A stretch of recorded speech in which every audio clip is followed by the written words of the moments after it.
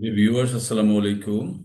Learning line একাডেমির পক্ষ থেকে মোহাম্মদ রফিকুল ইসলাম আপনাদের সবাইকে শুভেচ্ছা জানাচ্ছি। আমাদের ড্রাফট এবং ম্যাচুরিটি ক্যালকুলেশন নিয়ে আলোচনা চলছে। আমাদের আজকের আলোচনা আহ, যদি কোনো ডকুমেন্ট এলসিতে যদি আপনি যেসব কন্ডিশন দিয়ে এলসিটা করছেন এবং সেই কন্ডিশন ফুলফিল না করে যখন ডকুমেন্ট প্রেজেন্ট করা হয় তখন সেটাকে আমরা নন কমপ্লায়েন্ট ডকুমেন্ট বলছি। এবং নন কমপ্লায়েন্ট ডকুমেন্ট হলে কিভাবে আমরা ট্রিটমেন্ট দিব সেটা নিয়ে আলোচনা করব। আমরা নন কমপ্লায়েন্ট ডকুমেন্ট আপনি কিভাবে হ্যান্ডেল করবেন, অর্থাৎ ডকুমেন্টটা এক্সামিন করলেন, করার পরে আপনি দেখলেন যে আপনি যেভাবে চেয়েছেন সেভাবে কিছু তথ্যের গরমিল আছে, সেটাকে আমরা নন কমপ্লায়েন্ট ডকুমেন্ট বলছি বা ডিসক্রিপেন্ট ডকুমেন্ট বলছি। এবং সেই ডিসক্রিপেন্ট ডকুমেন্ট হ্যান্ডেল করতে গেলে আমাদের কিভাবে ম্যাচুরিটি ক্যালকুলেট করতে হয় ডিসক্রিপেন্ট ডকুমেন্ট হ্যান্ডেল, অর্থাৎ ডিসক্রিপেন্ট ডকুমেন্টের এগেনস্টে আমরা যখন ইউজেন্স বিলের ম্যাচুরিটি ক্যালকুলেট করি সেটা নিয়ে আমাদের আজকের আলোচনা। যেমন যদি ডকুমেন্ট নন কমপ্লাইং হয়, যদি কিন্তু আপনি যদি ডিসক্রিপেন্সি না দেন আর্টিকেল 16 অনুযায়ী, তাহলে আপনাকে ধরে নিতে হবে এই ডকুমেন্ট আপনি অ্যাকসেপ্ট করেছেন। অর্থাৎ একটা নির্দিষ্ট টাইম ফ্রেম আছে, 5 ব্যাংকিং ডেজ এর মধ্যে, যেদিন আপনি ডকুমেন্ট রিসিভ করছেন প্লাস 5 ব্যাংকিং ডেজ। এই সময়ের মধ্যে আপনি ডকুমেন্ট এক্সামিন করে ডকুমেন্টের ফেইট জানাতে হবে, ডকুমেন্টটা কি ডিসক্রিপেন্ট নাকি রেগুলার নাকি কমপ্লাইট, এবং এই ডকুমেন্টকে আপনি অ্যাকসেপ্ট করেছেন আর রিজেক্ট করেছেন সেটা এই সময়ের মধ্যে জানাবেন। ধরেন এই সময়ের মধ্যে আপনি পেলেন যে ডকুমেন্ট ডিসক্রিপেন্ট না, কিন্তু আপনি কিছু জানালেন না, তাহলে ডকুমেন্টটা 5 ব্যাংকিং ডেজ পরেই কিন্তু এটা অটোমেটিক্যালি অ্যাকসেপ্টেড হয়ে গেছে, আপনাকে কিন্তু এটার জন্য অ্যাকসেপ্টেন্স দিতে হবে বা পেমেন্ট করতে হবে। এবার অ্যাক্সেসটা দিতে গেলে যদি সে ফর এক্সাম্পল কোন একটা ড্রাফটের ট্যানার হচ্ছে 60 days after the day of presentation, তাহলে এই ক্ষেত্রে আপনাকে যখন আপনি অ্যাকসেপ্টেন্স ম্যাচুরিটি ক্যালকুলেট করবেন, সেই ক্ষেত্রে যেদিন আপনি ডকুমেন্টটা রিসিভ করেছেন সেদিন প্লাস 60 ডেজ হিসাব করে আপনাকে ম্যাচুরিটি ক্যালকুলেট করতে হবে। যেদিন ডকুমেন্ট রিসিভ করেছেন প্লাস 60 দিন, যদি 60 দিনের টেনর থাকে, 60 দিনের ড্রাফট থাকে, এবং সেই ক্ষেত্রে আপনাকে যেদিন ডকুমেন্ট রিসিভ করছেন প্লাস প্লাস 60 ডেজ, এইটা হিসাব করে আপনাকে ম্যাচুরিটি ক্যালকুলেট করতে হবে, কারণ এই ডকুমেন্টটা ছিল কমপ্লাইন্ট ডকুমেন্ট। যদিও ডিসক্রিপেন্সি, কিন্তু আপনি নির্দিষ্ট সময়ের মধ্যে দেননি বলে সেটা সেটা এখন কমপ্লাইন্ট হয়ে গেছে, এখন আপনি এটাকে আর ডিসক্রিপেন্ট ডকুমেন্ট বলতে পারবেন না। তাহলে এই ক্ষেত্রে আপনার ম্যাচুরিটি ক্যালকুলেশন করার জন্য রেফারেন্স পয়েন্ট হচ্ছে আপনার যেদিন ডকুমেন্ট অ্যাকসেপ্ট করছেন প্লাস যতদিনের ট্যানর বা ড্রাফট ততদিন। অর্থাৎ ড্রাফটটা যদি হয় ড্রাফট 60 ডেজ সাইট, সাইট কথাটা 60 days from the date of BL বললে সেটা অন্যরকম, 60 ডেজ ফ্রম দ্য সাইট। তাহলে আমাদের রেফারেন্স পয়েন্ট হচ্ছে, আমার সাইট হচ্ছে যেদিন আপনি ডকুমেন্ট রিসিভ করবেন সেদিন প্লাস যতদিনের জন্য সাইট ট্যানর চেয়েছেন ততদিন সেখানে অ্যাড হবে, এবং যে ডেটটা আসবে সেটা হচ্ছে ম্যাচুরিটি ডেট। এরপর দেখি আমরা নন কমপ্লায়েন্ট ডকুমেন্ট। বাট আপনি ডিসক্রিপেন্সি জানিয়েছেন, আপনি অ্যাপ্লিক্যান্টকে চিঠি দিয়েছেন, ভাই ডকুমেন্টটা ডিসক্রিপেন্ট, তুমি ডিসক্রিপেন্ট ডকুমেন্টের ব্যাপারে তোমার কি মতামত, তুমি কি অ্যাকসেপ্ট করবা নাকি কি করবা। তখন আপনি যখন তাকে দিলেন অ্যাপ্লিক্যান্টকে, অ্যাপ্লিক্যান্ট সেটা ওয়েভার দিল, হ্যাঁ ঠিক আছে আমি এটা অ্যাকসেপ্ট করবো, কিন্তু অ্যাকসেপ্ট করলে ইস্যুইং ব্যাংক হিসাবে আপনাকে অ্যাকসেপ্ট করতেই হবে, not that you are not bound, আপনি কিন্তু বাউন্ড না যে অ্যাকসেপ্ট করতে। তখন আপনি ইস্যুইং ব্যাংকের, সরি ওয়েবারের, অ্যাপ্লিক্যান্টের ওয়েবার রিসিপ্টটা পাওয়ার পরে আপনার এখন কাজ কি, আপনার কি অপশন কি। যদি ওয়েবার আপনি যদি অ্যাকসেপ্ট করেন তাহলে আপনি অ্যাকসেপ্টেন্সটা জানাই দিবেন। অর্থাৎ অ্যাকসেপ্টেন্স তখন কিভাবে জানাবেন, যেদিন আপনি ওয়েবারটা রিসিভ করেছেন, এবং ওয়েবারটা রিসিভ শুধু করেননি, অ্যাকসেপ্ট করেছেন যেদিন, অর্থাৎ আপনি যেদিন ওয়েবারটা অ্যাকসেপ্ট করেছেন সেদিন প্লাস 60 ডেজ আপনার ম্যাচুরিটি ডেট। তাহলে এখানে ওই রেফারেন্স পয়েন্ট হবে যেদিন আপনি ওয়েবার অ্যাকসেপ্ট করেছেন, কারণ আপনি প্রথমে ডিসক্রিপেন্ট ডকুমেন্ট বা নন কমপ্লায়েন্ট ডকুমেন্ট আপনি স্টাবলিশ করেছেন by giving notice article as per article 16 C, আপনি সেটা এস্টাবলিশ করেছেন, তাহলে ডকুমেন্ট এখন ডিসক্রিপেন্ট। তাহলে ডিসক্রিপেন্ট ডকুমেন্টের ম্যাচুরিটি ক্যালকুলেট করার জন্য যদি ড্রাফট যদি 60 ডেজ সাইড থাকে, সেই ক্ষেত্রে আপনার ম্যাচুরিটি ক্যালকুলেশন রেফারেন্স পয়েন্ট হবে যেদিন আপনি ম্যাচুরিটি ডিসক্রিপেন্সি ওয়েবারটা অ্যাপ্লিক্যান্ট থেকে পেয়েছেন এবং অ্যাকসেপ্ট করেছেন সেই দিন প্লাস 60 ডেজ বা 90 ডেজ, ড্রাফটের ধরন অনুযায়ী, ড্রাফটের টেনরের ধরন অনুযায়ী। তাহলে আমরা আরেকটা জিনিস জানলাম যে নন কমপ্লাইং প্রেজেন্টেশন, এবং এটাকে স্টাবলিশ করেছি ডিসক্রিপেন্সি নোটিশ বা নোটিশ অফ রিফিউজাল সার্ভ করে। এবং সেই ক্ষেত্রে ওইবার পাওয়ার পরে আপনার সিদ্ধান্ত যদি নেন, এবং যেদিন আপনি সিদ্ধান্ত নেবেন সেদিন হচ্ছে ডেট অফ অ্যাকসেপ্টেন্স, এবং সেই দিন প্লাস যতদিনের টেনর সেটা যোগ করে আপনি ম্যাচুরিটি ক্যালকুলেট করবেন এই এই কনটেক্সটে। এখন আসেন, একটু আগে যেটা বললাম সেটা ড্রয়িং ব্যাংক হচ্ছে ইস্যুইং ব্যাংক, অর্থাৎ ইস্যুইং ব্যাংকের উপরে ড্রাফট ড্র করা থাকে, কারণ ইস্যুইং ব্যাংক একমাত্র ব্যাংক যেটা সরাসরি অ্যাপ্লিক্যান্টের সাথে তার যোগাযোগের সুযোগ আছে, এবং অ্যাপ্লিক্যান্ট থেকে সরাসরি ওইবার নেয়ার সরাসরি সুযোগ আছে। সেই কারণে ড্রয়িং ব্যাংক যদি ইস্যুইং ব্যাংক হয়, সরাসরি যদি ওইবার অফ দি ডিসক্রিপেন্ট ডকুমেন্ট পেয়ে থাকেন, সেই ক্ষেত্রে আপনার আহ, আহ, কাজ কি হবে, ট্রিটমেন্ট কি হবে ম্যাচুরিটি ক্যালকুলেট করতে। এখন দেখেন, ড্রয়িং ব্যাংক কিন্তু when the drawing bank is a bank other than issuing bank, যদি ইস্যুইং ব্যাংক ছাড়া অন্য কোনো ব্যাংক ড্রয়িং ব্যাংক হয়, তাহলে সেই ক্ষেত্রে ট্রিটমেন্টটা কি আমরা একটু পড়ে দেখি। তাহলে ড্রয়িং ব্যাংক আর কে হতে পারে? ইস্যুইং ব্যাংক ছাড়া ড্রয়িং ব্যাংক হতে পারে নমিনেটেড ব্যাংক, ইস্যুইং ব্যাংক ছাড়া ড্রয়িং ব্যাংক হতে পারে কনফার্মিং ব্যাংক, ইস্যুইং ব্যাংক ছাড়া ড্রয়িং ব্যাংক হতে পারে রিইম্বার্সমেন্ট ব্যাংক। ধরে নিলাম ইস্যুইং ব্যাংক না, অন্য কোনো ব্যাংকের কাউন্টারে ডকুমেন্ট আসছে এবং ড্রয়িং ব্যাংক হচ্ছে সেই ব্যাংক, এবং ডকুমেন্টটা কিন্তু ডিসক্রিপেন্ট। তাহলে সেই ক্ষেত্রে সেই ব্যাংক যখন একটা নোটিশ অফ রিফিউজাল সার্ভ করে, তাহলে সেই ক্ষেত্রে এই নোটিশ অফ রিফিউজাল আপনি সার্ভ করলেন, কিন্তু ডিসক্রিপেন্সি অ্যাকসেপ্ট করার জন্য ওই ব্যাংক, তারা তো ইস্যুইং ব্যাংক না, ওই ব্যাংক তো সরাসরি অ্যাপ্লিকেন্টের সাথে যোগাযোগ করতে পারছে না। তখন আপনি নোটিস অফ রিফিউজালটা জানাবেন কোথায়? ইস্যুইং ব্যাংকে, যে এই ডকুমেন্ট ডিসক্রিপেন্ট, এটার কি ওয়েবারের ব্যবস্থা করবা কিনা, এটা কি অ্যাপ্লিক্যান্ট কি এটা কি ওয়েব করবে কিনা।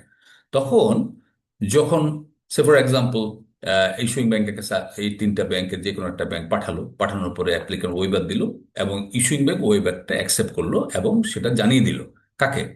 এই যেমন ড্রয়িং ব্যাংক, nominated bank অথবা confirming bank. When such drawing bank does not agree to act on the acceptance advice of the issuing bank, তাহলে ইস্যুইং ব্যাংক তখন ওয়েবারটা নিয়ে অ্যাকসেপ্টেন্স অ্যাডভাইসটা জানিয়ে দিল। সে ফর এক্সাম্পল নমিনেটেড ব্যাংকে, ইয়েস আমরা অ্যাকসেপ্ট করেছি তাদের ওয়েবারটা, তাহলে এটা তোমাকে জানাই দিলাম, তুমি এই ডেট থেকে তুমি তোমার পরবর্তী কার্যক্রম করো, অর্থাৎ তুমি এটা অ্যাকসেপ্টেন্স দাও। তাহলে নোটিস অফ রিফিউজাল আপনাকে জানিয়ে দিল, কিন্তু ওই ব্যাংক কিন্তু এই অ্যাডভাইস অফ অ্যাকসেপ্টেন্সটা অ্যাকসেপ্ট করলো না। তাহলে সেই ক্ষেত্রে ম্যাচুরিটি হবে the undertaking to honour on the due date is that of the issuing bank, অর্থাৎ সেখানে ইস্যুইং ব্যাংক যিনি অ্যাকসেপ্ট করেছে, যদিও বা সে নমিনেটেড ব্যাংক, যারা ড্রয়িং ব্যাংক তারা এই ক্ষেত্রে তারা অ্যাকসেপ্ট করে নাই, অ্যাকসেপ্টেন্স অফ ওয়েভারটাকে অ্যাকসেপ্ট করে নাই, সেই ক্ষেত্রে ম্যাচুরিটি ক্যালকুলেশন হবে ইস্যুইং ব্যাংক যে ডেট অ্যাকসেপ্ট করেছে সেই ডেট থেকে অনওয়ার্ড 60 ডেজ বা 90 ডেজ। আশা করি আপনার কথাটা বুঝতে পেরেছেন। আমরা একটু সামনে এগিয়ে যাই।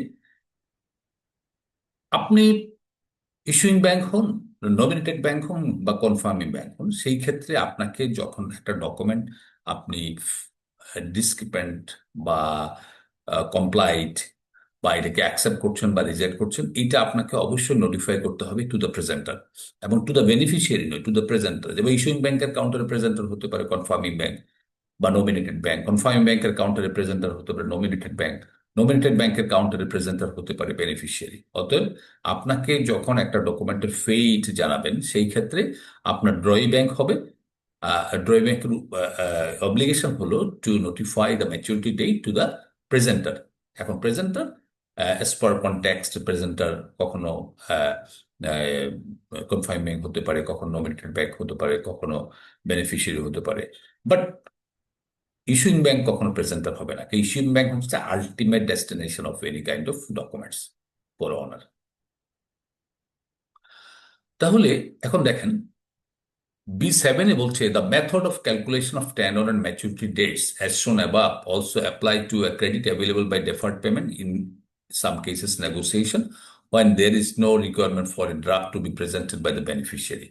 আমরা ম্যাচুরিটি ক্যালকুলেশনের মেকানিজমটা জানলাম। মেকানিজম কি? আমরা রেফারেন্স পয়েন্টটা খুঁজে পেলাম। রেফারেন্স পয়েন্টটা কি? কোন ডেট থেকে ম্যাচুরিটি ক্যালকুলেট করবো সেটা, সেখানে ড্রাফট থাকুক বা না থাকুক, কিন্তু মেকানিজমটা আমরা শিখে গেলাম। আমরা রেফারেন্স পয়েন্টটা খোঁজার চেষ্টা করলাম, আমরা রেফারেন্স পয়েন্টের সাথে টেনর গুলো যোগ করে ম্যাচুরিটি ডেট ক্যালকুলেট করার বিষয়টা শিখে গেলাম। এই চ্যাপ্টারে কিন্তু সেই কথাটা বলা হয়েছে, যদি ড্রাফট থাকুক বা না থাকুক, অন্য কোনো ধরনের এলসি, যেমন এটা অ্যাকসেপ্টেন্স এলসি নিয়ে কথা বলেছি, যেহেতু ড্রাফট আছে, যদি এটা ডেফার্ড পেমেন্ট এলসি হয় বা নেগোসিয়েশন এলসি হয়, তাহলে যেখানে ড্রাফটের প্রয়োজন নাই কিন্তু ম্যাচুরিটি ক্যালকুলেট আমরা কিভাবে করব, সেই রেফারেন্স পয়েন্টটা আগে যে মেকানিজমে আমরা বাইর করেছি সেখানে এখানে কিন্তু সেম রেফারেন্স পয়েন্ট আমরা বের করে অন্যান্য মোড অফ অ্যাভেলেবিলিটির ক্ষেত্রেও কিন্তু সেম মেকানিজম আমরা ইউজ করব।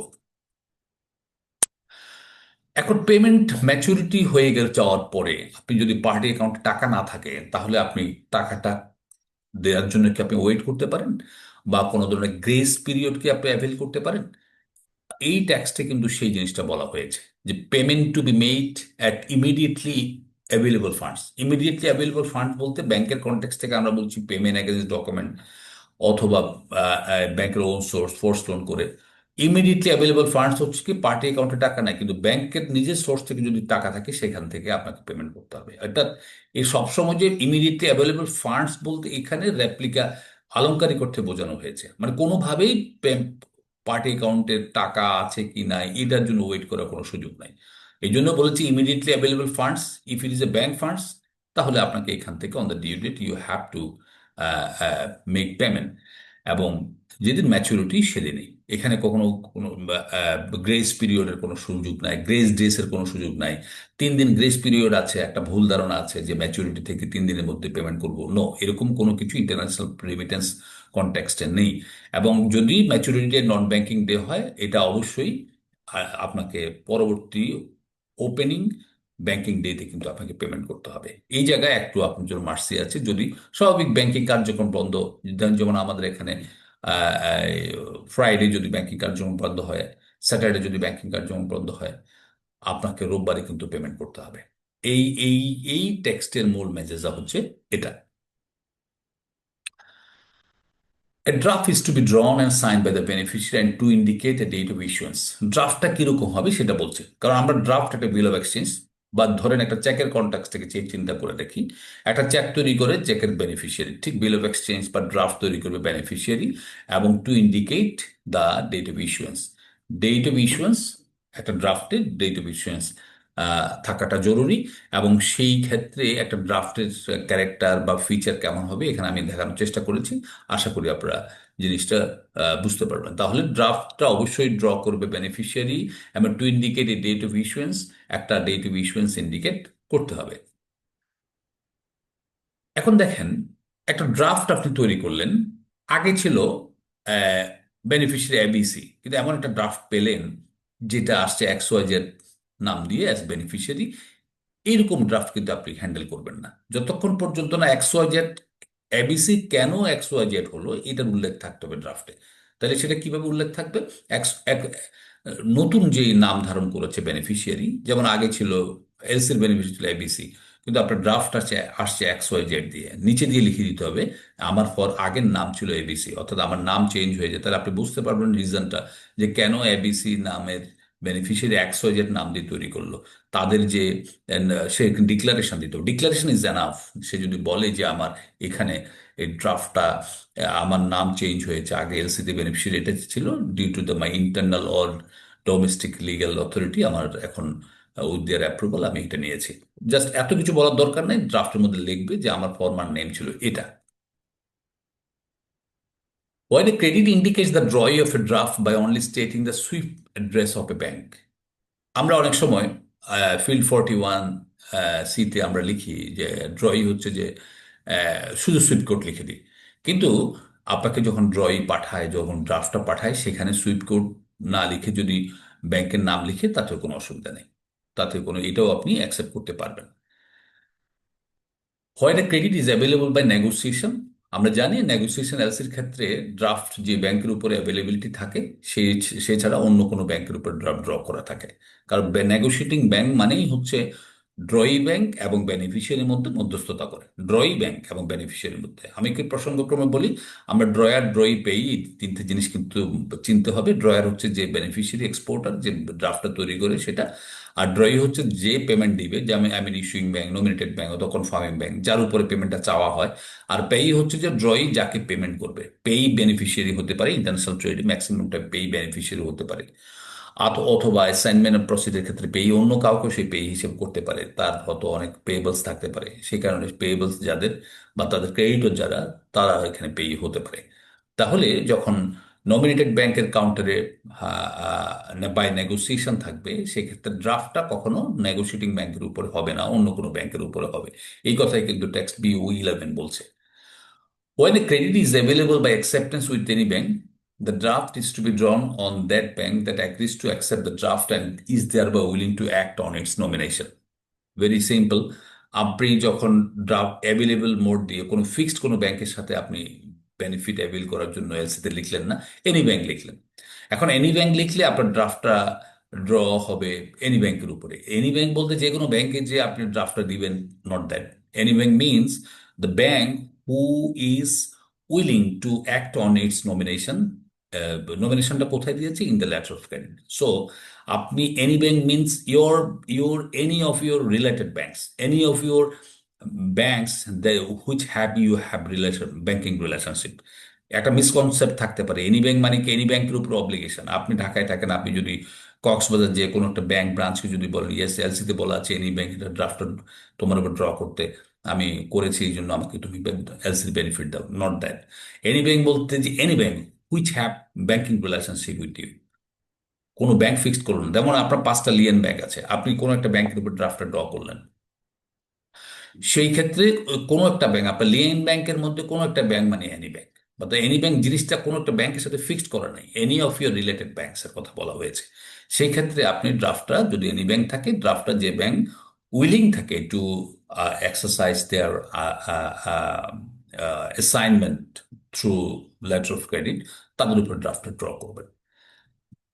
When a credit is available by acceptance, a nominated bank with a nominated bank or any bank, and the draft is to be drawn on that nominated bank, which is not a confirming bank, and it decides not to access nomination. সবসময় যে তার কোন একটা nominated ব্যাংকের উপরে draft draw করা আছে, nominated bank বলে যে আমার উপর ড্রাফট ড্র করেছেন ভালো, কিন্তু বাট এটার এগেনস্টে আমি অ্যাক্টিং করতে পারছি না। অ্যাক্টিং করা মানে কি?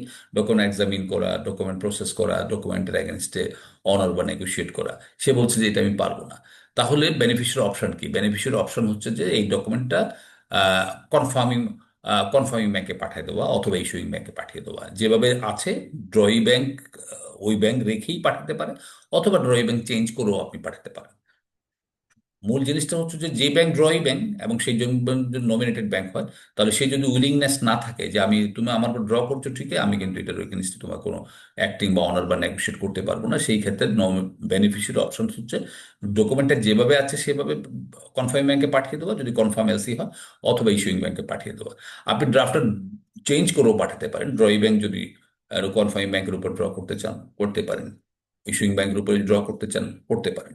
এই ক্ষেত্রে অপশনটা বেনিফিটের জন্য ফ্লেক্সিবল, কারণ যেই নমিনেটেড ব্যাংকের উপরে আপনাকে এই ড্রাফটটা ড্র করতে বলেছিল, সেই নমিনেটেড ব্যাংক ছাড়া অন্য কোনো, সেই যদি অ্যাক্টিং করতে না চায়, তাহলে আপনার সেই অপশনটা আছে অ্যাজ ইট ইজ।